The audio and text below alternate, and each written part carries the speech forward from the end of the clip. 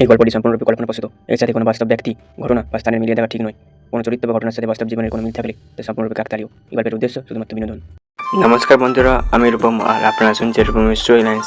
আজ আমাদের বিশেষ নিবেদন হেদ্রবনের অন্ধকার ছায়া। বন্ধুরা, গল্প শুরু করার আগে একটি বিশেষ অনুরোধ, আপনারা যদি আমার চ্যানেলে নতুন হয়ে থাকেন তাহলে অবশ্যই চ্যানেলটা সাবস্ক্রাইব করে রাখবেন, যাতে পরের এরকম আরও নতুন নতুন গল্প শুনতে পারেন। গল্পটা শুরু হচ্ছে, শুনতে থাকুন। পশ্চিম বাংলার এক প্রত্যন্ত গ্রাম হেদ্রবন। চারদিকে ঘন জঙ্গল, পুরনো বটগাছ আর গ্রামের পাশ দিয়ে বয়ে যাওয়া কালো জলের নদী। দিনের বেলাতেও জঙ্গলের ভেতর সূর্যের আলো ঠিক মতো ঢুকত না। গ্রামের বয়স্ক লোকেরা বলতো, ওই জঙ্গলে কিছু আছে, এমন কিছু যাকে চোখে দেখা যায় না, কিন্তু সে সব কিছু দেখতে পায়। গ্রামের মানুষ সন্ধ্যার পর কেউ বাইরে বেরোত না, বিশেষ করে অমাবস্যার রাতে, কারণ সেই রাতেই নাকি জঙ্গলের ভেতর থেকে ভেসে আসত কারো কান্নার শব্দ। এক বর্ষার সন্ধ্যায় কলকাতা থেকে 5 বন্ধু এল হেদ্রবনে। অর্ণব, রাহুল, স্নিগ্ধা, তিতলি আর সৌরভ। তারা ইউটিউবের জন্য হন্টেড প্লেস এক্সপ্লোর ভিডিও বানাত। গ্রামের পুরনো জমিদার বাড়ির গল্প শুনে তারা ঠিক করল এখানেই শ্যুট করবে। বাস থেকে নামতেই গ্রামের বাতাসে একটা অদ্ভুত গন্ধ টের পেল তারা। ভেজা মাটি, পুরনো কাঠ আর যেন পচা ফুলের গন্ধ। এক বৃদ্ধ চায়ের দোকানদার তাদের দেখে বলল, বাবুরা, রাতে ওই বাড়িতে যেও না। অর্ণব হেসে বলল, ভূতের ভয় পান নাকি কাকা? বৃদ্ধের চোখ হঠাৎ গম্ভীর হয়ে উঠল। ভূত হলে ভয় কম ছিল বাবা, ওটা অন্য কিছু। বন্ধুরা হেসে উড়িয়ে দিল কথাটা। 2 জমিদার বাড়িটা ছিল গ্রামের শেষ প্রান্তে।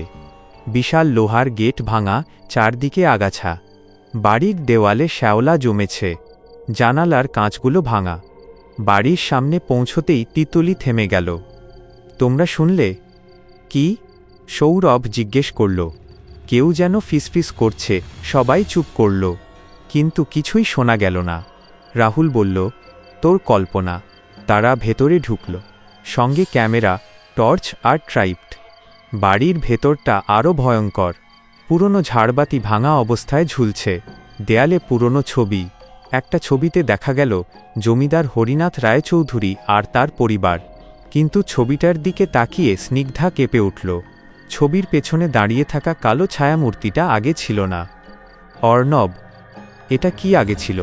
অর্ণব তাকিয়ে বলল, হয়তো আলো ছায়ার খেলা, কিন্তু তার নিজের গলাতেও আত্মবিশ্বাস ছিল না। 3 রাত বাড়তে লাগল। বাইরে ঝড় শুরু হয়েছে। বজ্রপাতের আলোয় বাড়িটার করিডোরগুলো আরও ভয়ঙ্কর লাগছিল। সৌরভ ক্যামেরা সেট করছিল। হঠাৎ উপরের তলা থেকে ধূপ ধূপ শব্দ এল। মনে হলো কেউ ভারী কিছু টেনে নিয়ে যাচ্ছে। রাহুল বলল, চলো দেখে আসি। তারা সিঁড়ি বেয়ে ওপরে উঠল। দোতলার শেষ ঘরটা আধখোলা ছিল। দরজা ঠেলতেই একটা ঠান্ডা বাতাস এসে লাগল তাদের গায়ে। ঘরের ভেতরে একটা পুরনো দোলনা নিজে নিজেই দুলছে, কিন্তু জানালা সব বন্ধ। তিতলি ভয়ে বলল, চলো নিচে যাই। হঠাৎ ঘরের কোণ থেকে শিশুর হাসির শব্দ এল। হি হি হি। স্নিগ্ধা টর্চ মারতেই দেখা গেল কেউ নেই, কিন্তু মেঝেতে ভেজা পায়ের ছাপ, আর সেই ছাপ ধীরে ধীরে এগিয়ে আসছে তাদের দিকে। 4 হঠাৎ দরজা নিজে থেকে বন্ধ হয়ে গেল। ধাম! তিতলি চিৎকার করে উঠল। সৌরভ দরজা খোলার চেষ্টা করল, কিন্তু দরজা যেন বাইরে থেকে আটকে গেছে। ঘরের ভেতর হঠাৎ তাপমাত্রা কমে গেল। তারদের নিঃশ্বাস থেকে ধোঁয়া বেরোতে লাগল। তারপর দোলনার পেছনে একটা ছোট মেয়ে দেখা দিল। সাদা ফ্রক, লম্বা চুল, মুখ ঢেকে রেখেছে। সে ধীরে ধীরে মাথা তুলল। তার চোখ দুটো পুরো কালো। তোমরা কেন এসেছ? তার কণ্ঠস্বরটা মানুষের মতো ছিল না, যেন অনেকগুলো গলা একসাথে কথা বলছে। অর্ণব কাঁপা গলায় বলল, তুমি কে? মেয়েটা হেসে উঠল, আমি এখানে থাকি অনেক দিন ধরে। হঠাৎ সে অদৃশ্য হয়ে গেল। পরের মুহূর্তে তিতলি চিৎকার করে উঠল। মেয়েটা এখন তার ঠিক পেছনে দাঁড়িয়ে। 5 দরজা হঠাৎ খুলে গেল। সবাই দৌড়ে নিচে নেমে এল। স্নিগ্ধা হাঁপাতে হাঁপাতে বলল, আমাদের এখান থেকে বেরোতে হবে। কিন্তু বাইরে বেরোতেই তারা দেখল গেটটা নেই। যে রাস্তা দিয়ে তারা এসেছিল সেটা অদৃশ্য। চারপাশে শুধু ঘন কুয়াশা। সৌরভ কাঁপা গলায় বলল, এটা সম্ভব না। হঠাৎ কুয়াশার মধ্যে অনেকগুলো মানুষের ছায়া দেখা গেল। ধীরে ধীরে তারা এগিয়ে আসছে। কেউ একজন ফিসফিস করে বলল,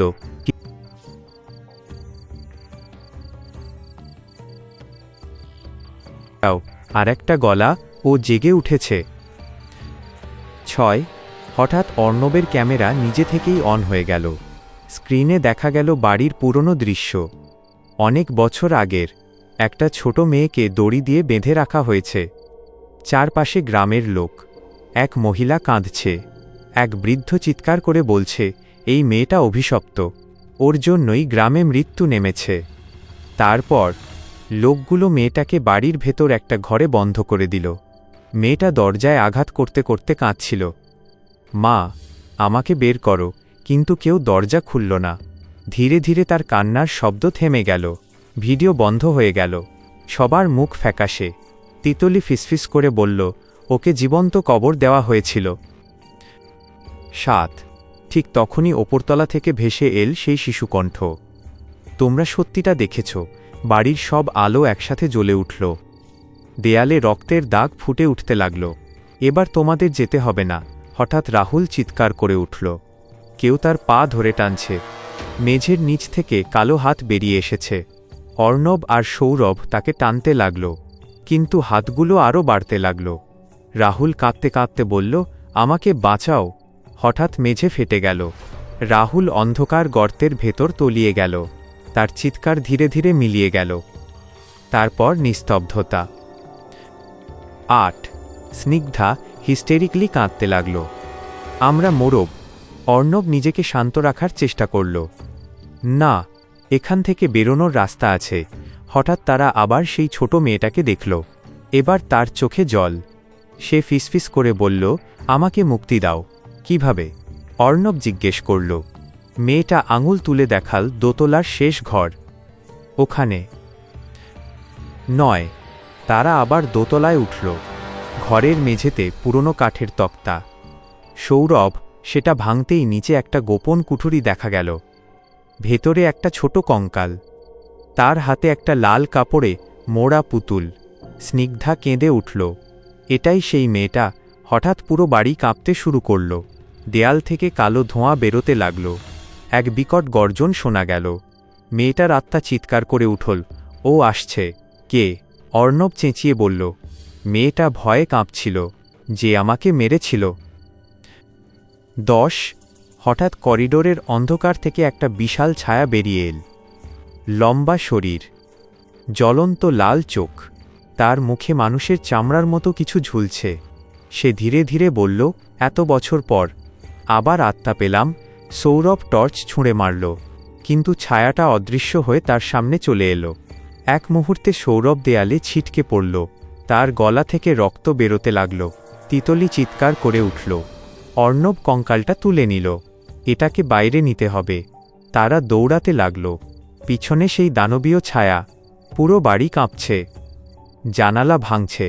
চারদিকে শিশুর কান্না। 11 বাইরে বেরোতেই ঝড় আরও বেড়ে গেল। জঙ্গলের পথ যেন বদলে যাচ্ছে। তারা নদীর ধারে পৌঁছল। মেয়েটার আত্মা পাশে এসে দাঁড়াল। আমাকে জলে দাও। অর্ণব কঙ্কালটা নদীতে নামাল। হঠাৎ আকাশে বজ্রপাত হল। নদীর জল ঘুরতে লাগল। মেয়েটার আত্মা ধীরে ধীরে আলো হয়ে মিলিয়ে যেতে লাগল। সে হাসল, ধন্যবাদ। তারপর অদৃশ্য। ঠিক তখনই জমিদার বাড়ি থেকে ভয়ঙ্কর চিৎকার ভেসে এল। পুরো বাড়িটা আগুনে জ্বলে উঠল। কালো ছায়াটা আগুনের মধ্যে ছটফট করতে লাগল। তারপর সব শান্ত। 12 ভোর হল। গ্রামের লোকেরা এসে দেখল জমিদার বাড়ি সম্পূর্ণ পুড়ে গেছে, কিন্তু অর্ণব, স্নিগ্ধা আর তিতলি বেঁচে ফিরেছে। সৌরভ আর রাহুলের কোনো খোঁজ পাওয়া গেল না। বৃদ্ধ চায়ের দোকানদার ধীরে বলল, ওরা মুক্তি পেয়েছে। অর্ণব জিজ্ঞেস করল, ওই মেয়েটা কে ছিল? বৃদ্ধ দীর্ঘশ্বাস ফেলল। জমিদারের মেয়ে, নাম ছিল নন্দিতা। গ্রামে মহামারী ছড়ালে সবাই ভেবেছিল ও অভিশপ্ত, তাই ওকে জীবন্ত কবর দেয়। তিতলির চোখে জল এসে গেল। মানুষ এত নিষ্ঠুর হতে পারে? বৃদ্ধ বলল, ভয় মানুষকে পশুর থেকেও ভয়ঙ্কর বানিয়ে দেয় মা। কয়েক মাস পরে অর্ণব ইউটিউবে সেই রাতের ভিডিও আপলোড করতে গেল, কিন্তু ভিডিওতে শুধু অন্ধকার, কিছুই দেখা যায় না। শুধু শেষ কয়েক সেকেন্ডে একটা শিশুকণ্ঠ শোনা যায়, আমি এখনও এখানে আছি।